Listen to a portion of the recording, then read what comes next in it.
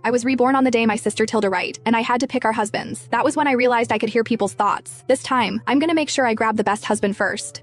Tilda's voice blared in my head, her eyes locked on Phil Pearson, the gentle, easygoing younger brother born out of wedlock. I am definitely gonna steal you away. She'd been reborn too. Without hesitation, she flounced over to Phil, batting her lashes. Hi, I am Tilda. I really like you. My father cleared his throat. Sky, since Tilda's chosen Phil, you'll marry Mike? Pride flickered in Tilda's eyes. This time you can take the beating for me. I smiled. Did she really think Phil was a prize? In my past life, Tilda married cold, distant Mike. She'd begged for his affection, only to be bruised and thrown out.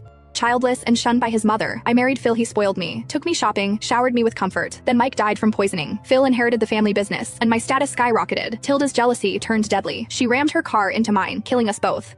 Sure, Dad, I said, walking to Mike's side. I like Mike a lot anyway. His presence was icy, suffocating, but better than Phil's poisonous charm. I tried to read his thoughts, but there was nothing. A blank slate. When Phil smiled at Tilda, though, his voice echoed loud and clear, such a pretty little thing. A chill ran down my spine. I grabbed Mike's hand-cold exterior, surprisingly warm palm. He glanced down, silent. This time, I changed my fate. No more relying on men, just money, power, and survival.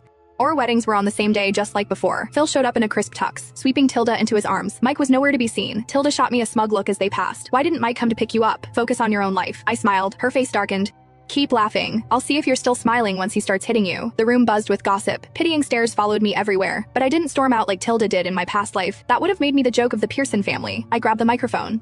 Calm and confident. Mike had an important deal to handle today. I'll stand in for him during the toast. I hope you all don't mind. The whispers died. Mike's mother, Samantha, matriarch of the Pearsons, gave me an approving nod. Appearances mattered most to these people. Tilda's eyes flashed with rage. 1, 2, 3. On the third count, I stepped aside to adjust my heel. Tilda went crashing to the floor, champagne soaking her dress, glass shattering at her feet. Phil rushed to help her, but his thoughts were scathing. What an idiot. Samantha's face turned thunderous. How clumsy. You don't act like a Pearson at all. The wedding ended in chaos. Samantha ignored Tilda entirely, taking my hand instead. I'll make sure Mike comes home tonight to make it up to you. And he did. He stumbled in, loosening his tie, exhausted. I took his coat. You must be tired. No response. Just a sharp glance. I'd set up the room while he showered fresh sheets on the bed, a drink on the nightstand. The couch made up for me. When he emerged in a robe, chest bare, water droplets glistening on his skin, surprise flickered across his face. You sleep on the bed, I said quickly. I'll take the couch. We don't know each other. Sharing a bed would be awkward. I paused, gathering my courage. And I'd like to make a deal. His brow lifted.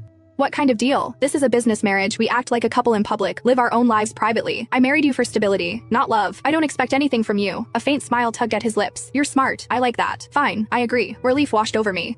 Tilda thought she'd won the perfect husband. She thought I'd be stuck with a monster who'd beat me black and blue, but she had no idea. Phil's charm was a trap. Mike's coldness was a shield. And I had a front row seat to her downfall. All I had to do now was wait and build my empire, one step at a time.